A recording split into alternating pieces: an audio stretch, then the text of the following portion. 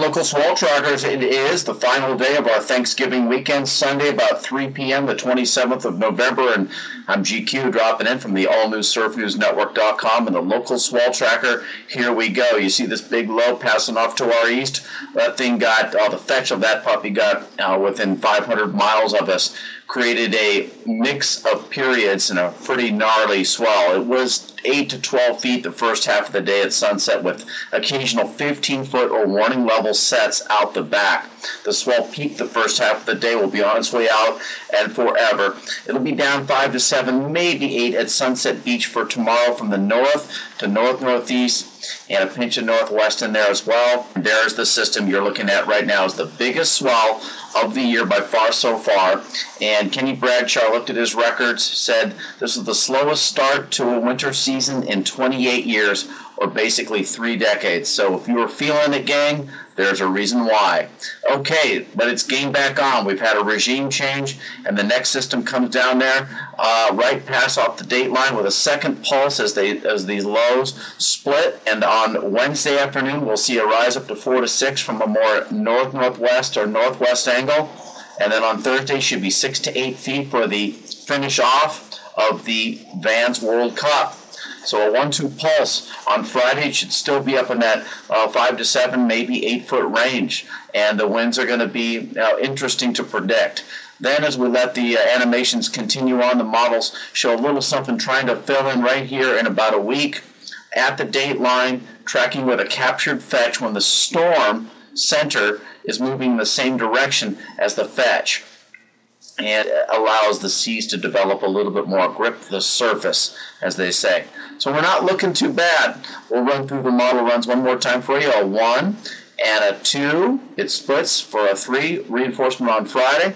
And then we're not going to get much from this low up here, but then to get about 6 to 7 days, we'll see that ramp us back up for December 4th. Okay, now we'll look at the swell trains generated by the systems we were just looking at.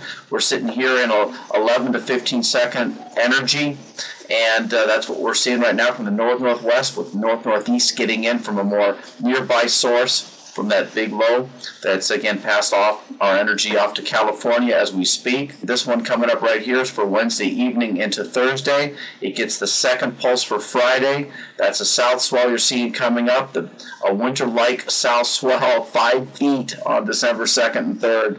And then as we continue on with these swell periods, you can see we get something for the 4th. And I was showing you the systems that were generating what we're looking at here. So I'll run through one more time. This current event will fade off into Monday and Tuesday. We'll have a slight overlap on Wednesday with a more northwesterly swell through Thursday and Friday at near triple overhead at least, and finish up with the second jewel of the Vans Triple Crown, and then we get a little something there for December 4th that will be smaller. Okay, we head down to the South Pac. Here's New Zealand. Here's that system right here I was talking about. That is winter caliber. It had some 30, 35-foot seas. It had a captured fetch moving right up towards the equator or pointing our way.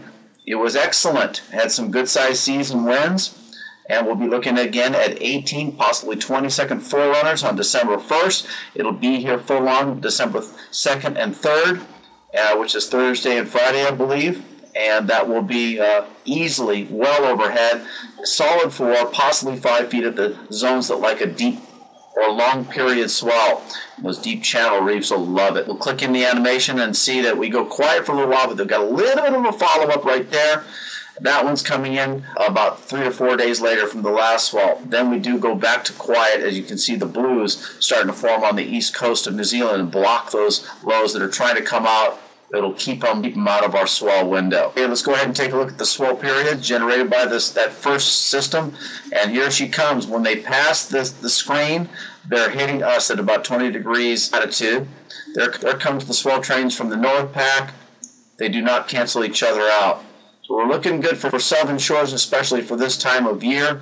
It's showing higher than average levels, while the North Shore has been just the opposite. Okay, let's take a look at the jet stream, the large upper air currents that enhance and steer our low pressures.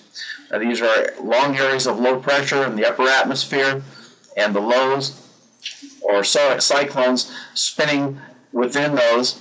We like this jet stream to drop because the lows get closer to us, which is what it's showing over here for the long haul we're looking good finally, and actually pretty good for the Billabong Pipeline Masters. Looking down under, you can see a couple meridional flows or equatorial flows up the east coast of New Zealand, and then we get a big blocking high off the east coast, and we go back to nothingness. But we'll take that exception that's coming up. We have two swells on the way of 3 to 4, maybe 5 foot swell for the second and third, and then we wait for a few days, we get another 3 foot pulse. Taking a look at the surface charts, this high pressure is moving quickly off to the east. Trade winds will drop considerably Monday and Tuesday and clean up surf conditions. We do have an area of trophiness off to our east is moving our way, and we'll see some unstable weather the second half of the week and more northeasterly winds as this new high moves in and builds the northeasterly trades once again, and more moisture in the region, thanks to, again, this trough off to our east and this next. The upper regions are overall fairly dry right now. As we drill down, we'll tell you highs will be about 80, 81 degrees, the lows in the upper 60s. All in all, we're stoked because we have waves and decent weather. Here are the reflective loops showing the general stable and dry atmosphere. What you're seeing here are the instruments this is not rain. And we're looking pretty good all the way through Wednesday. It'll get a little more moist at that point, as I was saying. You can check the long-range weather forecast at Surf News Network as well as the surf forecast here on Hawaii's surf website, surfnewsnetwork.com. Mahalo for being here.